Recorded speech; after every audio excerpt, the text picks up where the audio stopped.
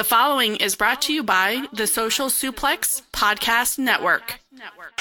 Are you tired of the same old pro wrestling?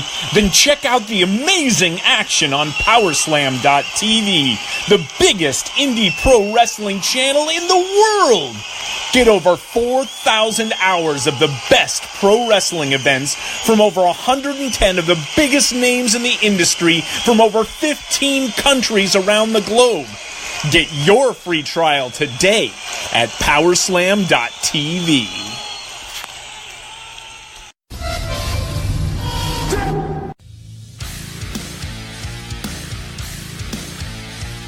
Finally, are you ready? But that's not me, I'm the Switchblade, baby. You, and especially you. Austin 316 says I just whipped your ass. Goodbye. Write it down, you like writing things down. I am your favorite podcaster's favorite podcast. I am Omega, the Omega Luke Wrestling Podcast. That's right, guys, Omega Luke here, and boy oh boy, are you in for a treat. The incredible Darby Allin joins me to talk about his breakout year in 2018. We talk about wrestling for Evolve, how very strangely he proposed to his wife using his own blood. And we actually talk about the backlash his wife has received after that very viral tampon spot that happened last weekend. He may or may not have name-dropped a couple of wrestlers as well at that point, but I won't give you any spoilers. I'll let you find out exactly who he shoots on for yourself. But I can already tell I have you drawn in. This is the audio-only version, obviously, but I encourage you to watch the episode on the YouTube page, which you can find the link in the description of this podcast episode. As you can see, Darby there with myself on Facecam. That is right, you can actually see Darby Allin speaking to me. However, I do apologise about the lighting on my end. You won't be looking at me too much. You'll be watching Darby because he's quite fascinating. But I did not expect him to do cameras as well. I was very unprepared for that. I thought it was going to be an audio-only episode. But much to my delight, I was gifted with this Facecam interview as well. But I wasn't complaining. I took advantage straight away and I recorded all of it just for you guys. So in return, once you enjoy this incredible, and honestly guys, you aren't going to believe what you're going to hear for the next 40 minutes or so, this incredible interview, please smash that subscribe button. Subscribe on podcast sites, subscribe on the YouTube, and give the video a big thumbs up because you won't catch a better interview than the one I'm about to bring you today. As you can tell, I'm very excited for this. So let's go. Okay, welcome everyone. I am here with my guest today. As you can see, it is the incredible Darby Allin. How are you doing, my man? I'm alright. I'm a little banged up after the weekend, but besides that, life is beautiful, my friend. Indeed, you had your first match of 2019, is that correct? Yeah, I've had 2 matches so far. One against the great Sasuke. Ooh, interesting. That was I believe also it was your birthday the day before we were recording this. How did you have a good birthday? Yes and no. Well, it started off, I started in Minneapolis at the show, and then I flew home, and I was too beat to shit and tired because I got no sleep, that I decided to sleep on the airport floor for about 5 hours. Then I woke up and met my wife, Priscilla Kelly, and we had a beautiful evening. Amazing. How is Priscilla? She good? Yeah, she's wonderful. She's wonderful. Good to hear it. First of all, Darby, thank you very much for joining me today on the podcast. I first heard of you sort of early 2018, mainly because I've only really got into indie wrestling sort of late 2017. But I was instantly drawn to sort of like your unique look, your unique style. Can you explain to the people listening who Darby Allin, the wrestler, is, and how much is it part of who you really are? I would say it's pretty much me in real life because I want to be this way as I am in the ring a lot in life, but socially it wouldn't be acceptable. People would think you're a fucking kook. But I feel like I am a fucking kook, and I want to go crazy. And wrestling rings and mosh pits are the only thing I really feel like I can fucking breathe as a human being. Besides that, I feel like a caged animal 24/7 because you see how people act. They look at you like you're strange over the littlest of things, and I don't like people, so. It's kind of answer. It's a very dark and sort of mysterious portrayal that you perform, and I think it's why I'm very drawn to you. It's very sort of, as a fan, I love the mystique, and I sort of see it as like an Aleister Black mixed with like a 90s Taker. Is that sort of how you see it from your eyes, being that it's you, that is the character? No, I really, to be honest, I'm just some skate punk kid that if I seem mysterious, like I'm standoffish, is because I am. I'm a very introvert human being as it is. You can put me in a room of like hundreds of people and I'll be in the corner just like by myself, not wanting to talk to anybody, because I just found out a long time ago that a lot of people are just very selfish and want their own needs in life. They don't really give a fuck about you. They'll fuck you over. They'll try to steal your girlfriends. They'll fucking steal your money. It don't fucking matter. Humans are pieces of shit. So if I am how I am in the ring, how I look all pissed off, because that's how I am.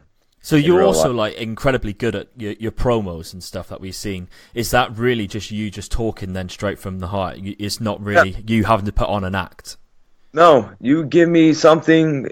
You're going to see my new Evolve interview that I'm going to be shooting tomorrow at the film studio and stuff like that, with my personal video cameraman, because a lot of fucking fools in wrestling are too goddamn lazy to film something besides on their phone.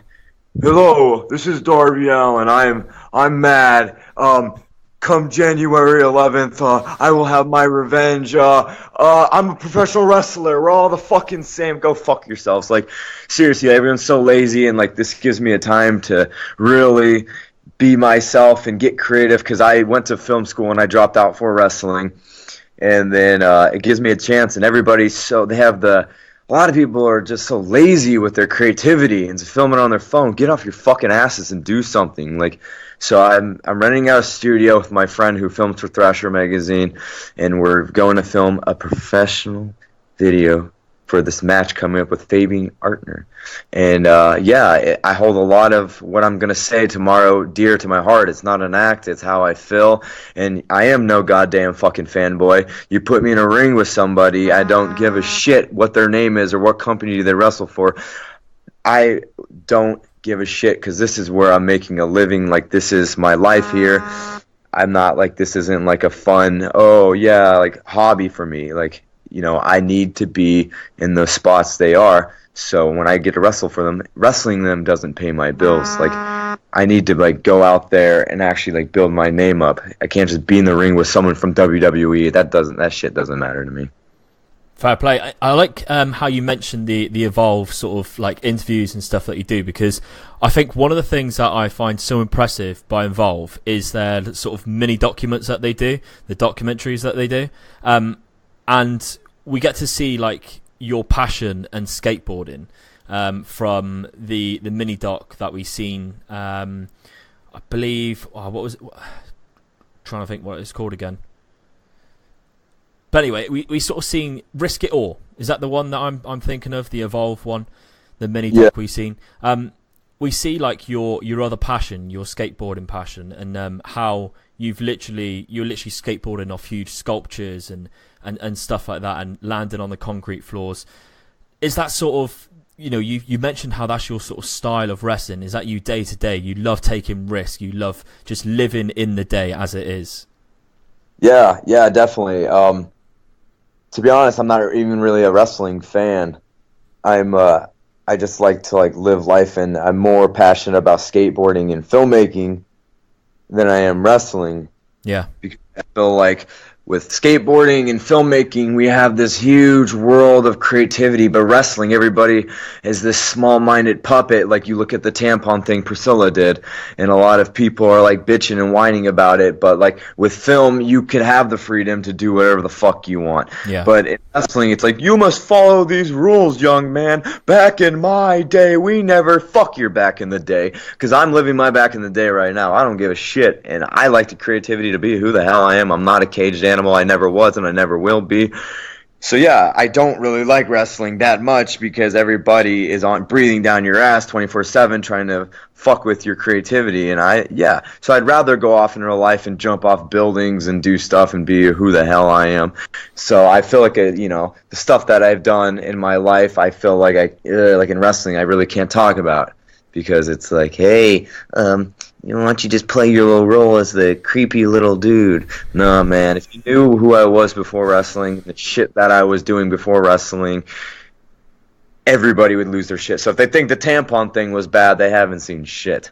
Speaking of that tampon thing, which I think is great, because everyone knows she didn't, use an actual used tampon. Obviously, that would just be extremely weird, but how is Priscilla sort of reacting? Because her Twitter has literally blown up these last few days about it.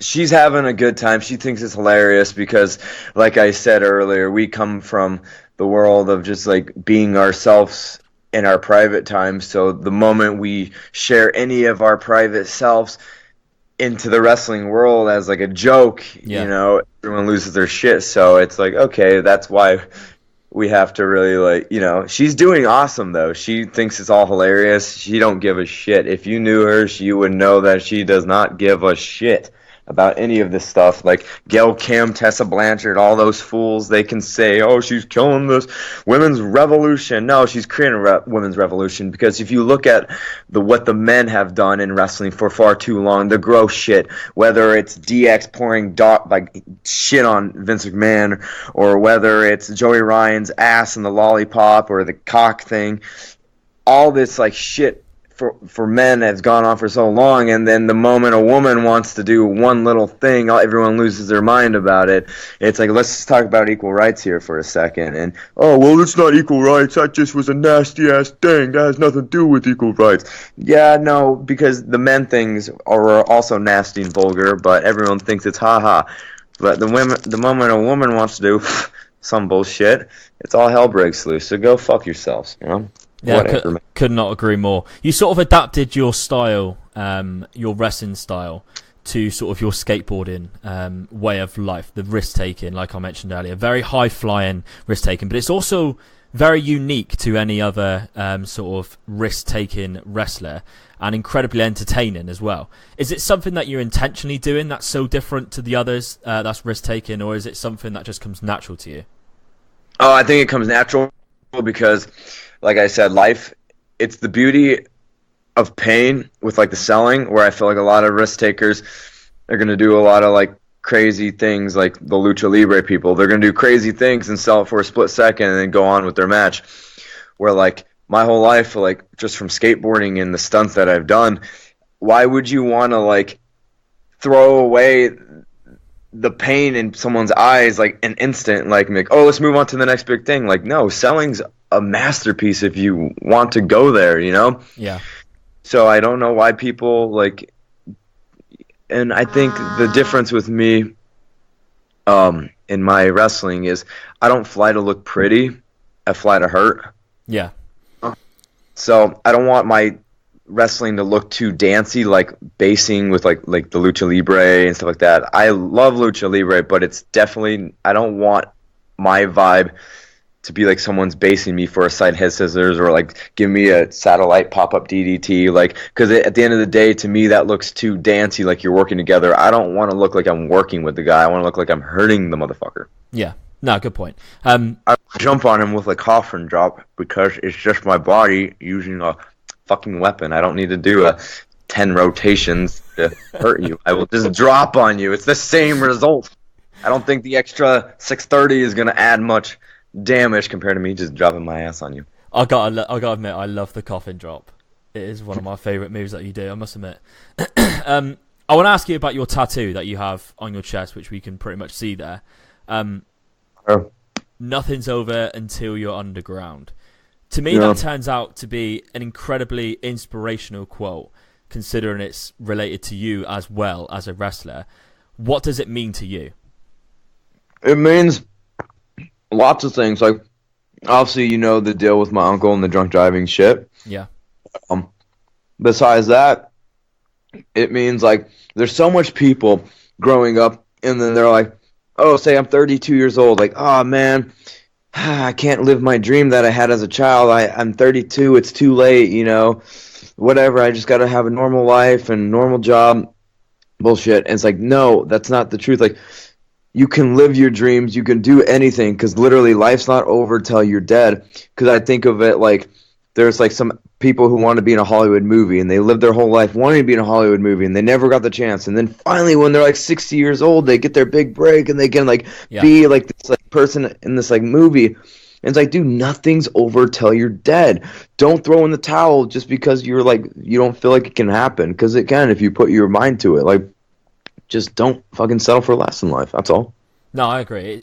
It sort of, the way I say it's inspirational is because it is a case of, if there's a job which you've always wished that you could do, or there's a passion that you wish you could do for a living, it's a case of why just give up? There's always a chance that it could possibly happen, and that's sort of, you know, the way that you've put across of your filmmaking and stuff like that. Something that you can continue to do outside of wrestling, and you know you could, after wrestling, continue it and make a full career out of it.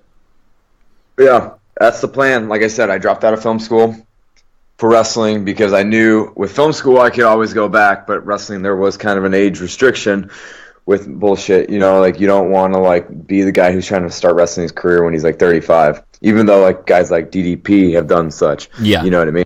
But just for me, growing up, I didn't want to spend my years, like my 20s, behind a camera. I wanted to be in front of it, type thing. Yeah. But like I said, I dropped out of film school because they weren't letting me be myself. Also, you know, I was making some questionable films, but I find that very hard to believe, Darby. But they wouldn't let me be me, and I was like, you know what, dude? I drove across country to go to your damn film school.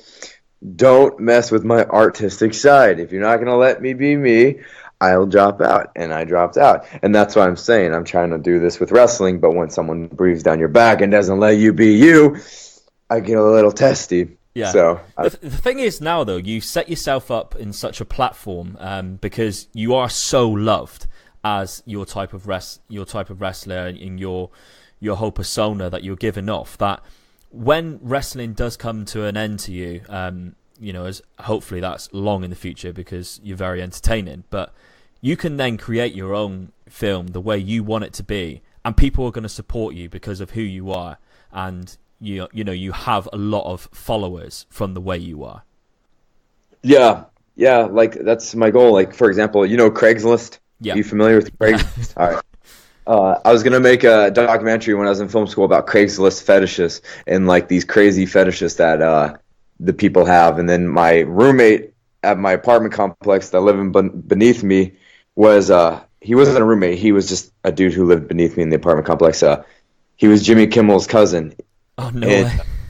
But he was total crackhead, black sheep of the family, Jimmy Kimmel's cousin. He wasn't like, you know, like a good guy. He was a scumbag. Yeah. And then he was just like, and I was like, oh, he would always knock on my door, and he had no money because no one in his family, they knew he was going to buy like meth or some shit. So like, they only paid his rent. That's it. So he'd always bang on my doors. You got any money for beer? You got any money for beer? I'm like, well, I'm straight edge, so I don't have beer, but I'll give you like $3 if you want to do like crazy challenges. So he would do these crazy challenges, but at the end of the day, he was going to be the guy in the Craigslist fetish movie that did all these crazy fetishes with the people, and like we were going to like make like a documentary. So it wasn't going to be some porno. It was just going to be like a funny documentary about people's like Craigslist fetishes. But that fool ended up going to jail before we could start filming.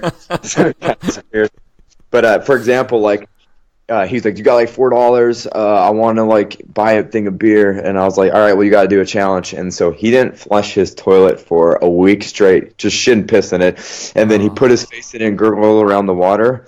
And then like, yeah, and we filmed it too. So I had the videos and all this stuff like that. And he would do like obscene shit like that, like just drink shit water for like money and just crazy, crazy stuff. But like he ended up, there's like this lady that he lived next door to. He ended up fighting with her in the courtyard at the apartment complex, and he punched her in the face. And then she ran in her apartment, and he tried to like break in her house to get to her because he wanted to keep fighting her. Some crazy shit. And then he ended up going back into his house and grabbing the vacuum and breaking the wall to climb through the hole to get to her. Hell. So before he could break the wall all the way, the cops came and took him away. And then he would always leave his apartment door unlocked, so I'd walk in there, and then the fucking vacuum was sticking sideways out of through the wall, like just there, perfect in the wall, like sideways. And then he would also he'd just like open his door and like have cat food in the living room, and all these stray cats would come in, and he'd lock them in and like keep a bunch of stray cats in his apartment. So sounds so weird. I let all the stray cats out. I'm like, be free, like get the fuck out of here before this creep. So. Oh, fucking hell. Thanks for sharing that. That was nuts. Yeah, I just figured these stories that no one gets to hear ever. So. 2018 was pretty huge year for Darby Allin. You wrestled well over 70 times for 25 different companies, which is pretty insane. Do you consider 2018 sort of a breakout year for you in your career? Yeah, definitely. Because the first couple of years, like I got to evolve, man. Like when I had 30 matches, I was wrestling for like a year, and I really, honestly did not know what I was doing as a wrestler. All I knew was how to sell. So I got to evolve because of my selling. It wasn't because I didn't really have any moves or anything. I didn't know what I was doing. So if you look back at my early evolve shit, I was getting my ass kicked by Ethan Page. And I broke my arm with it. He hit me with a shovel, and he broke my arm. And then just this crazy, crazy shit that, like, if you look back at that stuff and people are like, oh, this guy's just a stuntman, he doesn't know how to wrestle. It's because I didn't know how to wrestle. I relied on that shit because I was trying to protect my ass and like get noticed. But then I lived in my car and actually trained my ass off and learned how to wrestle. And 2018 was the first real year I feel like it was breaking through to people. You know, I put all this hard work into it, and it was finally breaking through. So yeah, 2018 was definitely a breakout year, you know? Yeah, definitely. I've got to agree with that. I want to get to your career and evolve in a sec, but 2018 you wrestled for my favorite company right now, which is Progress Wrestling. How similar do you see Evolve and Progress? Because to me they have such similarities in very different aspects towards American indie wrestling and English indie wrestling. See, I don't know. It's hard because there is such a big difference, though, that I feel like there's something in the UK that was brewing up there with the people, the fans. Like, people were going ape shit at, like, Progress. Where, like, I feel like Evolve never really, like, the fans never reached that, like, wild, like, like, fuck yeah. Maybe like a PWG? Yes, like a PWG, and like of course you want it to be like that wherever you wrestle, but you know it just never reached that, and I don't know. It's a weird thing, you know what I mean? You can't pinpoint on like really, but I feel like the big difference is the energy in the room. Yeah, with the people, because Laboom, where we run in Evolve, is like has that energy, but elsewhere it's hard to like feel that, like, you know, next level adrenaline, you know what I mean? So it's an interesting thing because, yeah, I don't know. Even just doing the Progress shows over Mania weekend last April, you could just feel the difference. Yeah. I think it has that vibe to it. I don't know. It's weird. It's weird to say, you know. Yeah. So.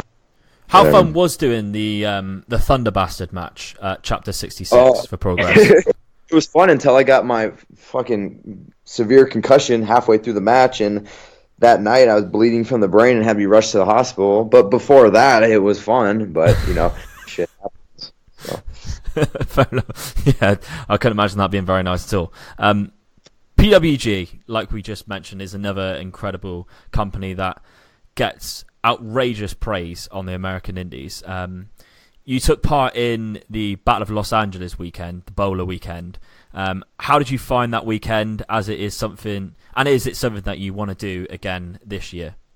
Yes, of course it's something. I pride myself because I look at the locker rooms, and there's a lot of companies where I feel like sometimes you go to and it's a friendship championship wrestling. Oh, look, that guy's only here because he's friends with this guy. That guy's only here because he's friends with that promoter, or this guy, that, blah, blah, blah. You look at PWG, it's the best of the best, and that's where I want to be. I don't want to be in a company where there's fucking ass kissers and people begging, like, hey, can you put the word in for me? Well, you're not even that good, but I will because you're my boy. Fuck that. It's the best of the best in that locker room, and that's where I feel I need to be to get better.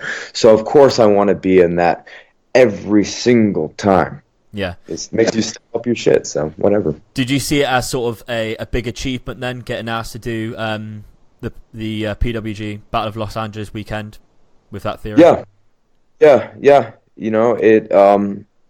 To be considered up there with all the people, the top tier talent, that's all I've ever wanted to be, because like I said, this is what I'm living for. This is my career. This isn't fun with the boys on Saturday. This is me paying my bills and being happy with my wife. It isn't ha ha ha ha. I don't give a fuck. You know what I mean? I want to be in the best of the best. So yeah, that's definitely an accomplishment. Okay, so let's talk about Evolve now, which is part of the WWN network. Really quite an incredible company. Like I say, I see it as the American version of Progress to me, which is why I love it. Would you say Evolve is like your home right now in professional wrestling? Yes, because I'm signed there. Yeah. Of course I have a contract there. So yes, it's top priority, and I feel like it was the place where I could really do my stories, because I love storytelling and stuff.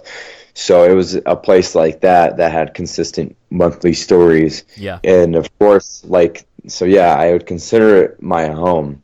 So, because what I really like about Evolve, like you said, is the consistent stories, and you've been a massive part of that this year. I think one of the reasons why I sort of really checking out Evolve was Cultaholic, which is sort of like a wrestling news on YouTube. And they kept on singing the praises of yourself at these Evolve shows. Every time there was an Evolve show, they talk about how good it was, and your name just kept popping up every time. Did you notice this year that you as a wrestler was getting more and more popular because of the Evolve matches you were having?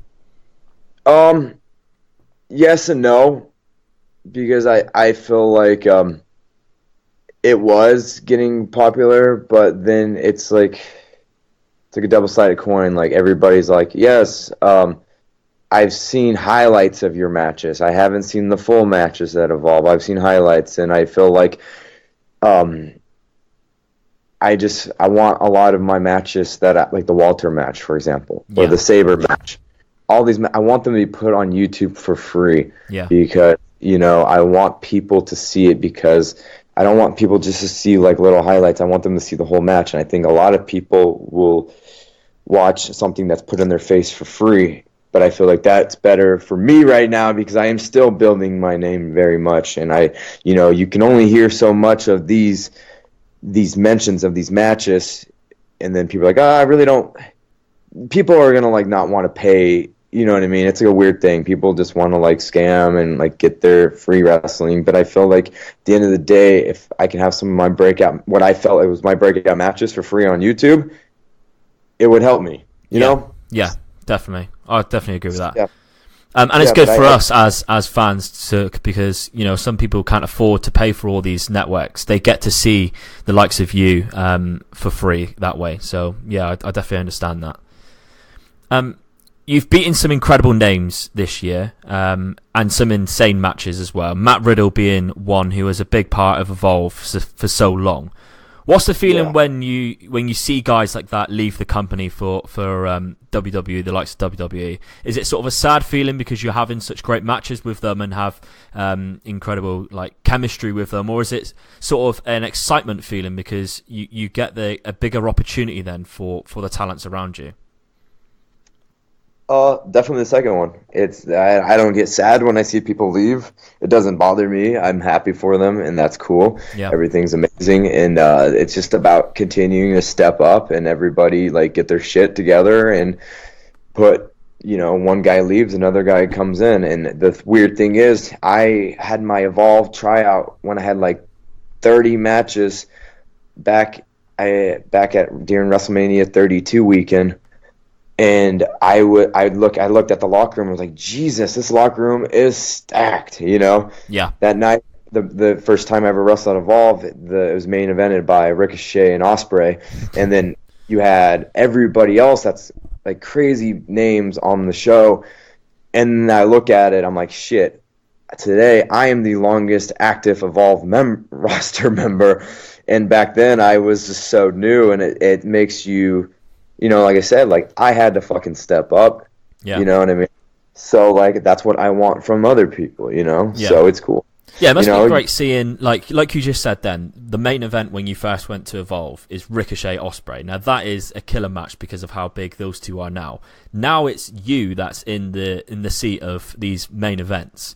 Is it a very weird feeling now? No, I wouldn't expect any less. I put so much into this. I put so much on myself to achieve, and I would hope that I'm in that spot right now. I'm glad to hear it. We've mentioned, you sort of mentioned there the link to WWE that Evolve has. We've seen you go up against Velveteen Dream, Mustafa Ali, Cassius Ohno, Roderick Strong, all of those matches since September. How does that feel in the ring with those guys of that caliber and being trusted to have these matches? Is it a big achievement for you? No. Not at all, because I've wrestled guys like Pentagon Jr., Jeff Cobb, the list goes on. It doesn't matter where they're from. Yeah. They're not any more talented, in my eyes, than someone who's been killing themselves like a Jeff Cobb. Yeah. You've had some incredible matches with Jeff Cobb. Yeah, that's what I'm saying. I don't pride myself. Like I said, I'm not a fanboy. I don't give a shit. I want to be where they are, to live comfortably, to have a good life with my wife, to not, because like on the indies, you break your leg, oh, you're shit out of luck. Go sell some shirts. Maybe some fans will help you support that. But you're in a top-tier company, you break your leg, you're getting paid still. I want to have that comfortability. And like I said, I'm not a fucking fanboy. I want to be where they are. Yeah. Because I want to have that comfortability with my life. I had my first year when in Evolve, when I broke my elbow, fucking cracked my skull, and then I have these hospital bills to this day from that shit. And it's not fun. It's not fun. So when people shit on somebody for going to WWE, somebody shits on somebody for signing a Ring of Honor, somebody shits on somebody, for going anywhere. It's, dude, you put yourself in our shoes. We're going to break our bones and body for this shit. Of course we want to be, comfortable living. Yeah. It's just like, Jesus, people quit being so selfish, No, fucking that's fair sucks, dude. Hospital bills blow ass, man. So like I mentioned, I'd even struggled to pick really a top 5 best Darby Allin matches in Evolve from 2018 myself. There's too many that I've really enjoyed this year. Do you have a favourite match from Evolve in 2018 that you've been involved in? Walter. Definitely Walter, yeah. Definitely. Do you enjoy facing someone as big, because obviously you're not the biggest of wrestlers. You've mentioned yourself before. I think you said when you were 18 you weighed, less than 150 pounds. Do you enjoy the huge matches with the huge guys? Yes, definitely. It's just it's like, obviously you get that Dave and Goliath bullshit, whatever they're called, but it's fun. It's like, it's the best way you're gonna get your money's worth of Darby Allin, because like I said, selling is a beauty art form, and I don't like to really do cruiserweight type matches where it's like a sprint. Yeah. because I like to slow down and sell and show the pain. Tell a story. Yes, storytelling, you know what I mean? And that's like, it's the best. It's fun. So I'd say definitely Walter. Definitely Walter. No, I'd agree. I love that match. I've got a couple of Patreons who have a couple of questions for you, if you don't mind me asking on behalf of them. Courtney Summers, who, by the way, is a big fan of yours. She talks about you quite a lot. My top Patreon member as well. She has two questions. One's very dark and one is slightly a lot more happier.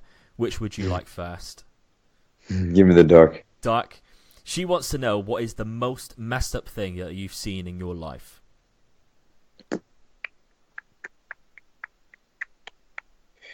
Shit, probably the drunk driving shit with my uncle, even though I was so young, you know what I mean? I think that's probably the most messed up thing I'd say. But yeah, the car accident with my uncle, definitely, you know, even though, like, it's like, but, yeah, fuck, definitely that. Yeah, definitely that. I was gonna say, like, I can imagine, yeah. messed up thing besides that, it's just like weird shit, like somebody eating a turd, but. Yeah, I think that's a lot more darker. Yeah, thank you for sharing. Anyway, the happier question then.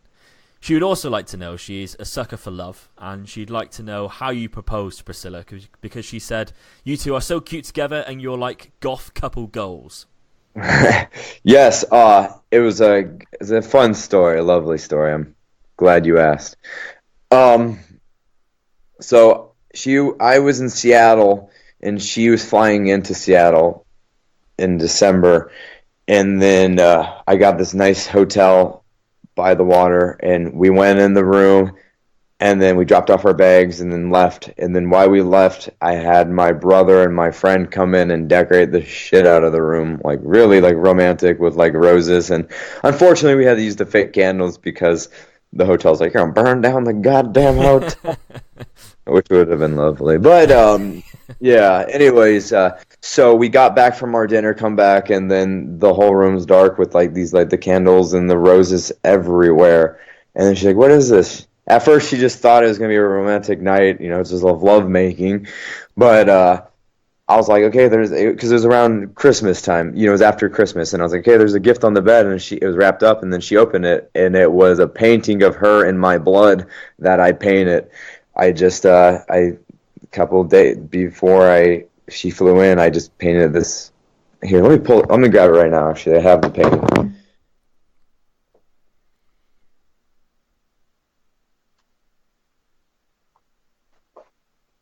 So, right here, it's like, it says TPK, which is the Priscilla Kelly, will you marry me?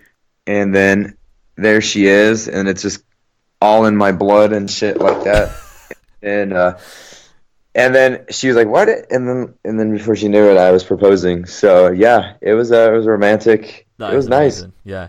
That is like the weirdest thing I've ever seen, but also, like you said, the most romantic, knowing who you are as a person from the way you portray yourself. And thank you very much for sharing that as well. I'm sure Courtney's going to be absolutely over the moon for hearing that.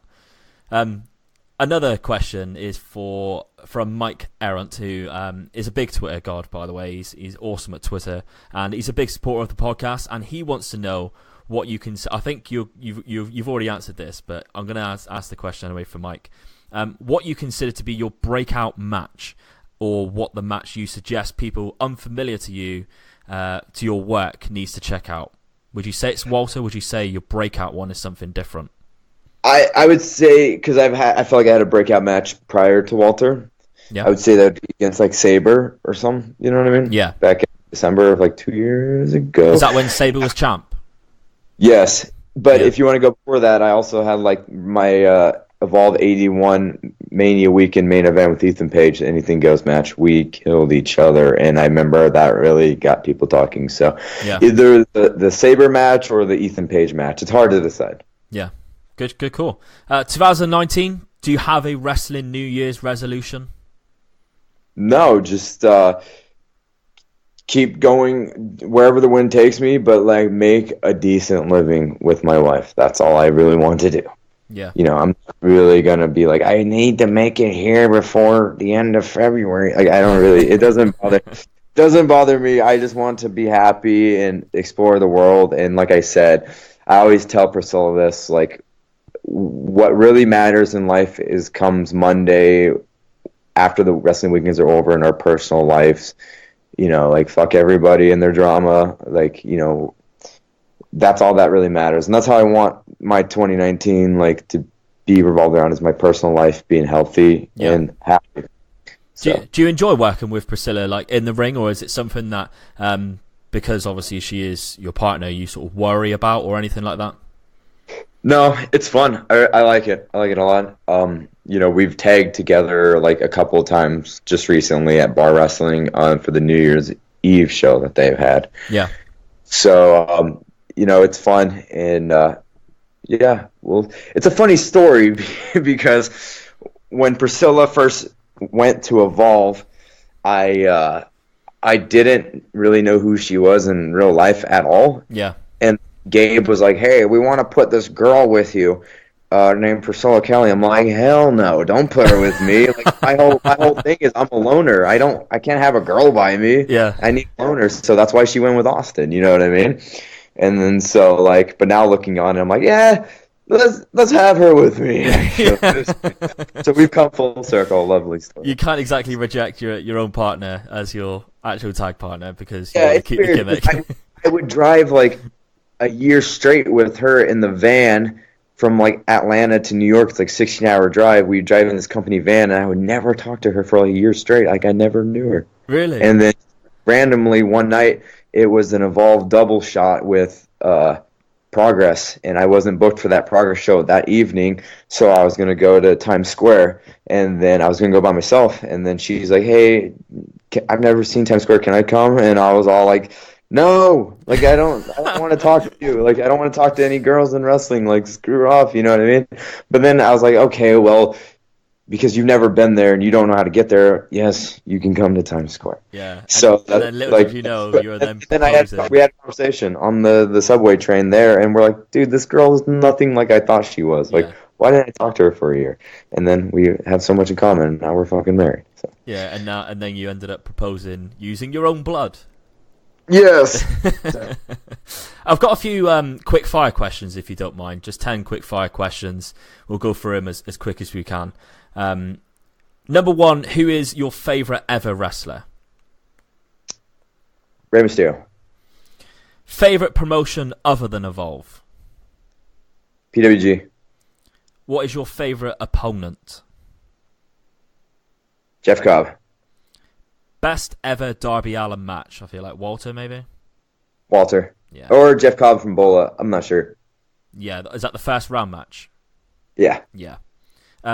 Opponent you want to face the most that you haven't fought already? Shit. Pass. Hottest prospect other than yourself? Pass. Priscilla. Let's just say Priscilla, shall we? Priscilla. Favorite match that you weren't involved in? Just of all time? Yeah. Good God. Mankind, Undertaker, Hell in a Cell. I feel like you take some of Mankind's traits there. Yeah, like, it's funny because like when you said the Rey Mysterio, I answered Rey Mysterio, but it'd be second Mick Foley. Yeah, definitely. That guy's nuts. If you could win one title this year, what would it be? The WWE World Championship. What would you rather win? Battle of Los Angeles or become Evolve champion? Battle of Los Angeles. And final question. Both WWE and All Elite Wrestling are offering you a contract. Who do you choose to go to? Wherever I'm happiest mentally with my like life and my wife and stuff like that. Whatever is best for that. So I wouldn't know. It just depends on how everything's like set up and like what the schedule and everything. You know what I mean? Yeah, so. And what they're offering, of course. That's a big deal. Yeah. Darby Allin, thank you very much for joining me today. Where can people catch you wrestling in the next few months, and what is your social medias? social media is Darby Allin at everything, like literally everything, like Instagram, Twitter, Facebook. But you can catch me wrestling this weekend. I'm going to I'm horrible, man. I don't even going to San Francisco, and then I'm going to Canada, and then Seattle, and then next weekend it's the Big Evolve shows, and then after that I got Northeast Wrestling against Dragon Lee, and I just have a lot of fun like stuff coming up this month. But you can catch me wherever my Twitter says I'm at. So. Amazing. Dragon Lee, that's going to be a good match.